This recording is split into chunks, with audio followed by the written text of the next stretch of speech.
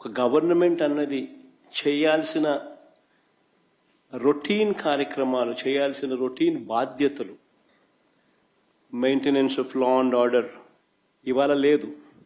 ప్రజాస్వామ్యయుతంగా గొంతు విప్పే పరిస్థితి ఈరోజు లేదు. రెడ్ బుక్ రాజ్యాంగం అని అంటా ఉన్నారు. ప్రజాస్వామ్యయుతంగా గొంతు విప్పితే ఆ గొంతును నలిపేస్తా ఉన్నారు. ప్రజలకు అభివృద్ధి లేదు, ప్రజలకు సంక్షేమం లేదు, రెండే లేవు. ఎకానమీ పరిస్థితి చూస్తే తిరోగమనం. దేశంతో కంపేర్ చేస్తే రాష్ట్ర ఎకానమీ తిరోగమనంలో ఉంది. ప్రజలకు అందుబాటులో ఉండాల్సిన ఏ ప్రభుత్వమైనా ప్రజలకు తన కనీస ధర్మంగా అందుబాటులో ఉంచాల్సిన విద్య, వైద్యం, వ్యవసాయం ఈరోజు ప్రైవేట్ వ్యక్తుల దోపిడీకి ఈరోజు మన కళ్ళ ఎదుటే గురవుతా ఉన్నాయి.